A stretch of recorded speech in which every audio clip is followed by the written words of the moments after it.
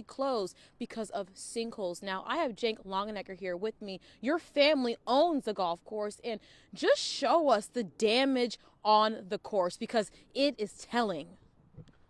Right, so we can see her off to our right-hand side here. One example of an open sinkhole. Now, there is routine maintenance on the course to keep these sinkholes in check and to keep them filled. But this is one example of sort of an end state of what can happen if you don't maintain that routine maintenance to keep these things from becoming much worse. On the left-hand side over here, we see sinkholes that have been routinely filled and have continued to grow over the past few years. As these things reopen, they require a certain degree of maintenance to keep them from getting worse and expanding outward, but then to also keep golfers out of the area. And as you can see, this is not a very playable surface. It's not. And this is a sinkhole that is filled. So, what happens if you don't fill it right away? What can happen over time? Well, as you have just seen, they can get very deep. I mean, this is a 25-foot wide sinkhole and about 20 feet deep. And this is just one example of what they can turn into over a very short amount of time. Jake, this is scary because I didn't realize sinkholes could get that deep. So just imagine golfers playing on this course. It could be a safety hazard for them, right?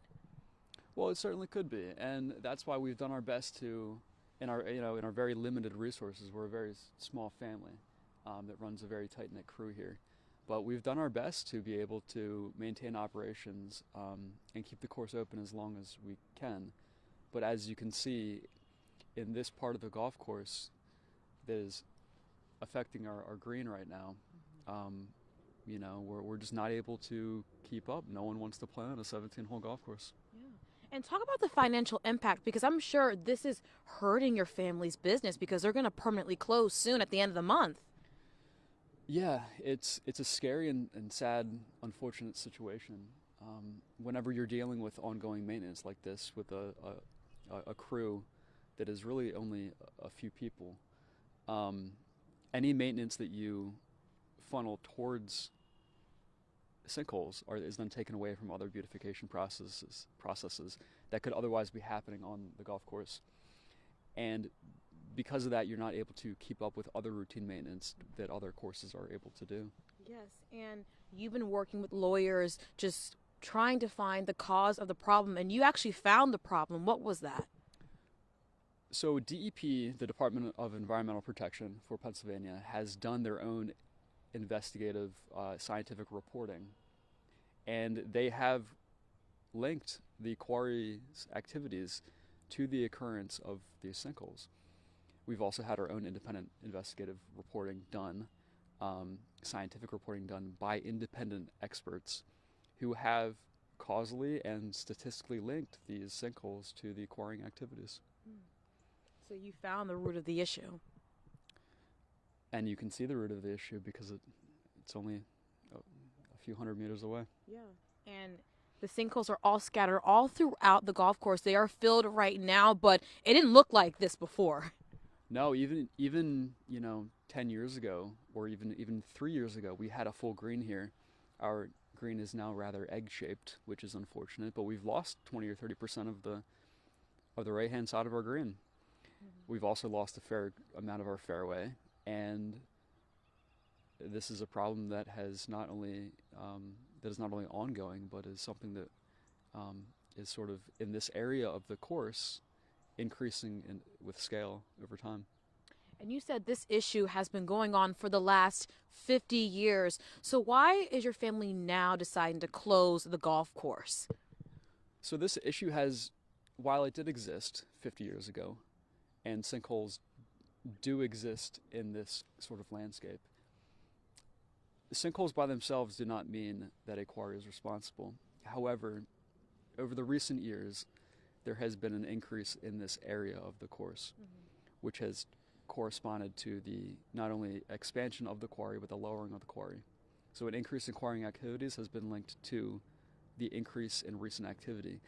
And because we're a small family business, at this point we've sort of exhausted our own not only monetary and time expenses, but really the will to keep dealing with this and fighting this. It's exhausting. Yes. And what has Penn Supply's response been with all of the issues that have been going on right now on the course? Penn's Supply's responses have been inadequate, I would say.